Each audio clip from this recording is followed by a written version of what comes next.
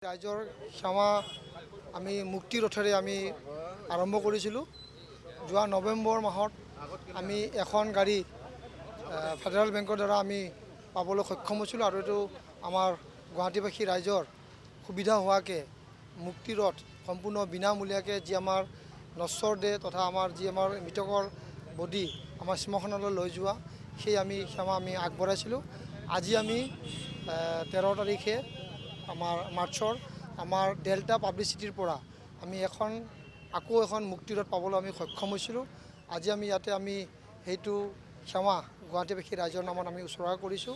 যিসকল আমাৰ দুখীয়া ৰাইজ আছে এই মৃতদেহ শ্মশানলৈকে লৈ যোৱা এক সমস্যাৰ তেওঁলোকে সন্মুখীন হয় বা কেতিয়াবা তেওঁলোকে সৎকাৰ কৰাও বহুখিনি অসুবিধা হয়।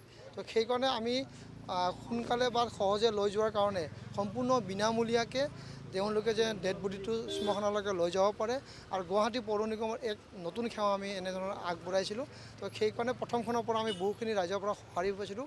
দ্বিতীয়খন আমি আজিৰ পৰা আমি আৰম্ভ কৰিছোঁ আৰু বাকী আমি 4খন অহা এপ্ৰিল আৰু মে' মাহৰ ভিতৰতে আমি বিভিন্ন প্ৰতিষ্ঠানৰ পৰা পোৱাৰ পিছত আমি ৰাইজৰ কাৰণে উৎসৰ্গা কৰিম বা আমি গুৱাহাটীত 6খন এনেকুৱা আমি মুক্তিৰত চলোৱাৰ কাৰণে আমি ব্যৱস্থা গ্ৰহণ কৰিছোঁ আৰু আগন্তুক দিনত এনেধৰণৰ সেৱাৰে গুৱাহাটীবাসী ৰাইজক সেৱা কৰা মনস্থ আমি কৰিছোঁ। আজি আপোনালোকৰ যোগেদি ডেল্টা পাব্লিচিটিৰ স্বত্বাধিকাৰ আমাৰ দিলীপ চন্দ্ৰ কলিতাদেৱ আৰু তেখেতৰ পুত্ৰ মাধুৰ্য কলিতাদেৱক ধন্যবাদ জ্ঞাপন কৰিছোঁ। এনেধৰণৰ পুণ্য কাম কৰাৰ বাবে তেওঁলোকক আমি অশেষ কৃতজ্ঞতা জ্ঞাপন কৰিছোঁ আৰু আগন্তুক দিনত আৰু এনেকৈ অধিক ভাল কাম কৰাৰ কাৰণে আমি চেষ্টা গ্ৰহণ কৰিম। বিনামূলীয়া ফোন নম্বৰৰ কথা কৈছিলে। বিনামূলীয়া আমাৰ এটা নম্বৰ আছে, আমি সকলোৱে জানো 8811007000। এই নম্বৰত যেতিয়া আপোনালোকে যোগাযোগ কৰিব, সেই যোগাযোগ কৰাৰ লগে লগে আমাৰ এই গাড়ীখনত যিজন ড্ৰাইভাৰ থাকিব সেই ড্ৰাইভাৰে তেওঁলোকৰ লগত পাব আৰু তেওঁলোকৰ লগত যোগাযোগ কৰি তেওঁলোকক যি স্থানত যাব লাগে সেইখিনিলৈ লৈ যাব। কিন্তু ইয়াতে আৰু এটা কথা আমি কৈছোঁ যে আমি নিশা 10 বজালৈকে আমি চলাম, কাৰণ নিশা 10 বজালৈকে যিহেতু আমাৰ তেওঁলোকে চাকৰি কৰে, তেওঁলোকৰ এটা হেৰি আছে, সেইখিনি আমি নিশা 8 ঘণ্টা প্ৰায় 16 ঘণ্টা 17 ঘণ্টা আমি চলাবলৈ আমি চেষ্টা কৰি আছোঁ আৰু নিশা 10 বজালৈকে আমি এইটো চলোৱাৰ কাৰণে ব্যৱস্থা গ্ৰহণ কৰিছোঁ আৰু এইখিনি যেন সুবিধা সকলোৱে লয় তাৰ কাৰণে আমি কামনা কৰিছোঁ। মেয়ৰ ডাঙৰীয়া, আৰু এটা শেহতীয়াকৈ মুখ্যমন্ত্ৰী এটা কেবিনেট সিদ্ধান্ত, এতিয়াৰ পৰা কোনো মহলদাৰে বজাৰত ধন সংগ্ৰহ কৰিব নোৱাৰিব। আজিৰ দিনটোত 5জনক আটক কৰিছে বশিষ্ঠ আৰু নহয়, এটা কথা আছে, ভুৱা ৰচিদ তেওঁলোকে ব্যৱহাৰ কৰিছে। এইটো আমি সকলো বজাৰত আমি লেচিক দিওঁ, লেচিয়ে তোলে আৰু এইটো আমি টেণ্ডাৰ কৰি দিওঁ আৰু তেওঁলোকৰ পৰা আমি আগতীয়া পইচা আমি লৈ লওঁ। এতিয়া যোন লেচিয়ে তেনেধৰণৰ অপকাৰ্য কৰিছে, বেয়া কাম কৰিছে, তেওঁলোকৰ লেচিৰ ওপৰত আমি গুৱাহাটী পৌৰ নিগমৰ আইনমতে তেওঁলোকৰ বিহিত ব্যৱস্থা আমি গ্ৰহণ কৰিম। দ্বিতীয়তে হ'ল যে মাননীয় মুখ্যমন্ত্ৰী ডাঙৰীয়াই যিটো কেবিনেট সিদ্ধান্ত লৈছে, আমালোকে এইটো চাগে পঞ্চায়ত এৰিয়াত লৈছে।